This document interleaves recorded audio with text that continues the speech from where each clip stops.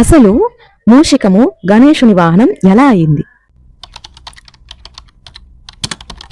పూర్వం కుంచ అనే ఒక ఖగోళ సంగీతకారుడు ఉండేవారు. అయితే ఒకరోజు ఆయన అనుకోకుండా తపస్సు చేస్తున్నటువంటి ఒక ఋషి యొక్క పాదమును తొక్కడం జరుగుతుంది. అయితే ఆ ఋషి దాంతో కోపానికి గురైపోయి, ఓ కుంచ, నేను నీకు శాపం ఇస్తున్నాను. ఆ శాపం ఏంటంటే నువ్వు తక్షణమే ఈ క్షణం నుండి ఒక క్రూరమైన ఎలుకగా మారుతావు అని శపిస్తాడనమాట. ఎలుకగా మారిపోయిన క్రూంచ తను వెళ్లే దారిలో తనకు ఎవరు కనిపించినా వాళ్ళ మీద దాడి చేయడం స్టార్ట్ చేశాడు. ఎలుకగా మారినటువంటి క్రూంచ ఒకరోజు పరశురాముని ఆశ్రమంలోకి ప్రవేశిస్తుంది.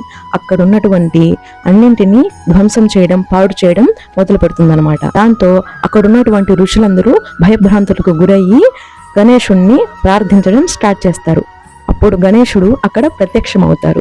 అయితే ఎలుకగా మారిన క్రూంచ మాత్రం గణేశునికి ఏమాత్రం భయపడకుండా గణేశుని మీద కూడా దాడి చేయడానికి ప్రయత్నిస్తుంది. గణేశుడు మాత్రం నవ్వుతూ తన పాశంతో ఆ ఎలుకను పట్టుకుంటాడు.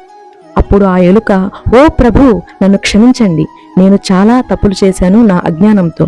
అయితే మీరు నాకు అనుమతిస్తే నేను మీ సేవ చేసుకుంటాను ప్రభు అని అడుగుతాడనమాట. అప్పుడు గణేశుడు, ఈ క్షణం నుండి నీవు నాకు వాహనంగా మారగలవు అని అంటాడనమాట. అప్పుడు ఆ ఎలుక, ఏంటి ప్రభు, మీరేమో గొప్పవారు, నేనేమో చాలా చిన్నదాన్ని, మిమ్మల్ని నేను ఎలా మోయగలను అని అంటాడు. అప్పుడు గణేశుడు, నా కృపతో నీకు శక్తి వస్తుంది, నిన్ను అందరూ మూషికుడు అని పిలుస్తారు. మూష్ అంటే తొలగించేది, మూషికుడు అంటే అజ్ఞానాన్ని తొలగించేవాడు అని అర్థం. ఎలాగైతే గణేశుడు మూషికంలోని అజ్ఞానాన్ని తొలగించి ఆయన జీవితంలో మూషికానికి ఒక ప్రత్యేకమైన స్థానాన్ని కల్పించాడో, అలాగే మనం కూడా మూషికంలాగా వినయంతో ఉండగలిగితే ఆ గణేశుని మహత్యాన్ని మనం పొందగలము. హరే కృష్ణ.